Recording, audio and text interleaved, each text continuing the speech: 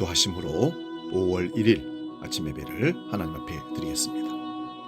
하나님 아버지, 4월 봄을 열어주시고 은혜 가운데 잘 마치고 가정의 달 오후달을 우리에게 주셨습니다.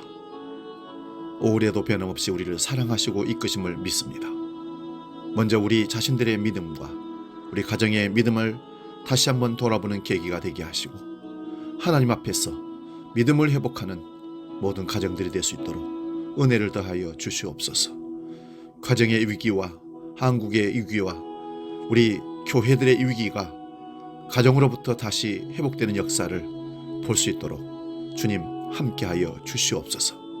주님께서 친히 첫날부터 끝날까지 우리를 성령과 말씀으로 인도하실 것을 믿고 이제는 사도신경으로 우리의 신앙을 아버지께 고백합니다. 나는 전능하신 아버지 하나님, 천지의 창조주를 믿습니다. 나는 그의 유일하신 아들 우리 주 예수 그리스도를 믿습니다. 그는 성령으로 잉태되어 동정녀 마리아에게서 나시고 본디오 빌라도에게 고난을 받아 십자가에 못 박혀 죽으시고 장사된 지 사흘 만에 죽은 자 가운데서 다시 살아나셨으며 하늘에 오르시어 전능하신 아버지 하나님 우편에 앉아 계시다가 거기로부터 살아있는 자와 죽은 자를 심판하러 오십니다. 나는 성령을 믿으며 거룩한 공교회와 성도의 교제와 죄를 용서받는 것과 몸의 부활과 영생을 믿습니다. 아멘.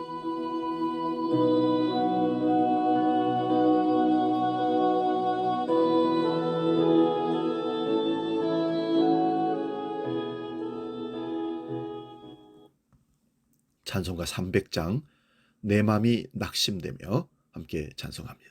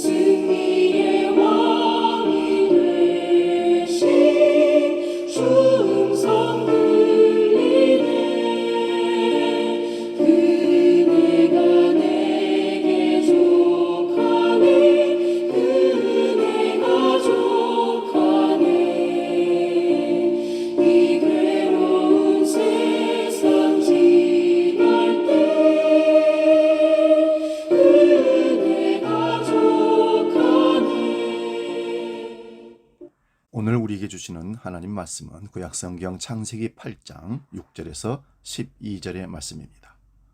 이 말씀 봉독할 때에 살아계신 하나님의 음성을 들을 수 있기 바랍니다. 창세기 8장 6절에서 12절 말씀 지금 봉독합니다. 40일을 지나서 노아가 그 방주에 낸 문을 열고 까마귀를 내놓음에 까마귀가 물이 땅에서 마르기까지 날아 왕래하였더라. 그가 또 비둘기를 내놓아 지면에서 물이 줄었는지를 알고자 하며 온 지면에 물이 있으므로 비둘기가 발붙일 곳을 찾지 못하고 방주로 돌아와 그에게로 오는지라. 그가 손을 내밀어 방주 안 자기에게로 받아들이고 또 7일을 기다려 다시 비둘기를 방주에서 내놓음에 저녁 때에 비둘기가 그에게로 돌아왔는데 그 입에 감람나무 새 잎사귀가 있는지라. 이에 노아가 땅에 물이 줄어든 줄을 알았으며 또 7일을 기다려 비둘기를 내놓음에 다시는 그에게로 돌아오지 아니하였더라. 아멘. 봉독한 말씀으로 그래도 돌아갈 곳이 있습니다. 이런 제목으로 말씀을 은혜를 나눕니다. 돌아갈 집이 있다는 것은 행복함입니다. 돌아갈 고향이 있다는 것 얼마나 그립고 행복합니까? 여인이 시집을 가서 시댁살이가 너무 힘들고 서러울 때 자신을 위로해 줄 친정이 있다는 것만으로도 큰 위안을 받는다고 합니다.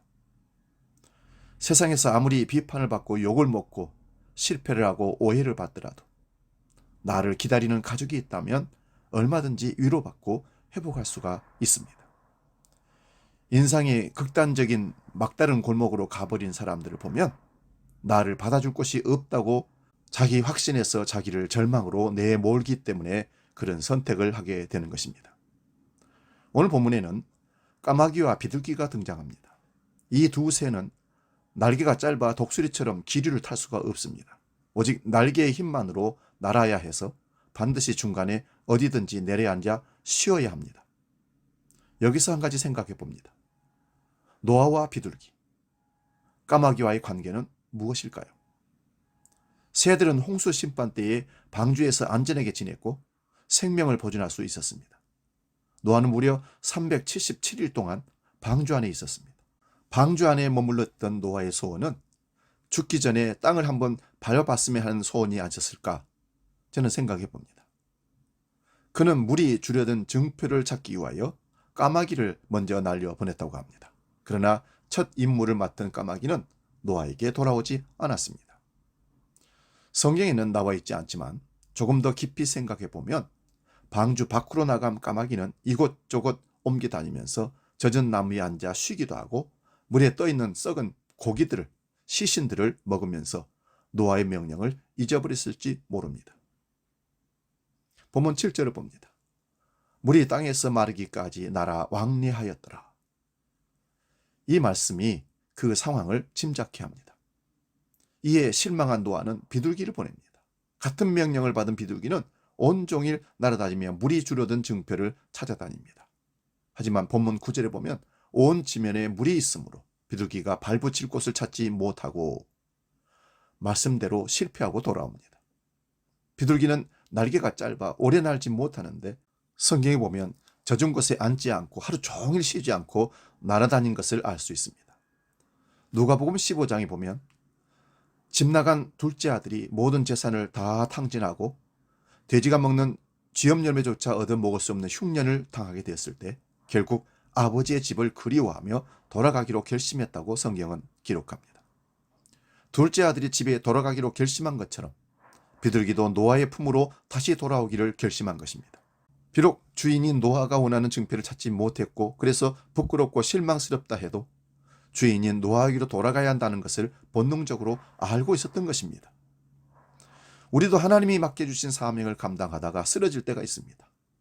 그때 이 말씀을 생각해 보시기 바랍니다.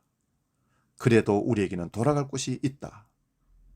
언제나 변하지 않는 신실한 주님을 향해 우리는 두 손을 들어 기도할 수 있습니다. 그러므로 어떤 절망적인 상황과 시련이 온다 할지라도 결코 자기 결단에서 절망으로 나락으로 떨어지면 안 됩니다. 반드시 돌아가면 하나님은 품이 넓으신 바다와 같은 마음을 갖고 계신 하나님은 우리를 받아주실 거야. 나를 용서하실 거야. 나에게 힘을 더하실 거야. 그렇게 믿음으로 확신하고 돌아가는 자가 지혜로운 자고 믿음 있는 하나님 백성들의 모습입니다. 나의 처지와 환난을 아시는 주님께서 진실한 위로를 우리에게 허락하실 것입니다. 돌아온 비둘기는 노아가 어떻게 맞이했을까요? 오늘 보니까 창세기 8장 9절 10절에 그가 손을 내밀어 방주 안에 자기에게로 받아들이고 또 7일을 기다려 다시 비둘기를 방주에서 내놓음에 노아는 지치고 멍든 비둘기를 손을 내밀어 받아주고 7일 동안 쉬어서 먹게 한 다음에 다시 사명을 주어서 밖으로 내보냈다는 얘기입니다. 이에 새 힘을 얻은 비둘기는 다시 날아가 젖지 않은 감람나무 새 잎사귀를 물고 왔다고 합니다. 노아가 그토록 원했던 물이 줄어든 증표를 가지고 온 것입니다. 마태복음 18장 12절에서 14절을 봅니다. 만일 어떤 사람이 양 100마리가 있는데 그 중에 하나가 길을 잃었다면 그 99마리를 산에 두고 가서 길 잃은 양을 찾지 않겠느냐. 이 작은 자 중에 하나라도 잃은 것은 하늘에 계신 내 아버지의 뜻이 아니니라. 주님께서 우리에게 주신 지상 명령은 한결같습니다. 한 영혼의 귀중함을 말씀하고 계십니다. 세상적인 눈으로 보면 감람나무 새 잎사귀 하나는 아무런 가치가 없지만 노아에게는 그 어떤 금은보화보다도 값졌습니다. 세상에서 볼 때 한 사람의 구원은 아무런 가치가 없어 보이지만 하나님 입장에서는 가장 값진 일입니다. 오늘도 우리는 땅끝까지 복음을 전파하는 지상 명령을 따라 사는 사람들, 다시 말해 한 마리의 비둘기와 같습니다. 하나님이 가장 기뻐하고 가치 있게 생각하는 한 영혼을 구원하기 위해 주님의 신실한 일꾼들이 될 수 있기를 바랍니다. 사랑하는 여러분, 오늘 우리는 세상 일로 직장일, 가정일, 사업의 일, 모든 일도 지치고 힘들고 어려울지라도 나를 안아주시고 새 힘을 주시고 새로운 사명을 주시는 하나님이 계신다는 사실을, 그래도 돌아갈 곳이 있다는 사실을 꼭 깨닫고 늘 주님과 동행하는 멋진 삶을 주의 사명 감당하는 주의 백성 되시기를 축원드립니다. 살아계신 아버지 하나님, 5월을 열어주시고 늘 따뜻한 사랑과 소망의 메시지를 우리에게 주셔서 감사합니다. 그래도 돌아갈 곳이 있다는 것은 얼마나 큰 행복인지, 돌아갈 집이 있고 고향이 있다는 것은, 우리가 영원히 안식할 천국이 있다는 것은 얼마나 천만다행인지 감사합니다. 세상에 아무리 힘들고 어려운 일을 당한다 할지라도 주 품에 안기면 모든 것을 회복하고 새 힘을 얻고 다시 출발할 수 있다는 사실에 감사를 드립니다. 5월 한 달 참으로 주님 주신 힘과 능력으로 다시 일어서 가정과 교회와 나라와 세계 복음화를 위해서 헌신한 우리 모두가 되게 하여 주시옵소서. 주기도로 함께 기도합니다.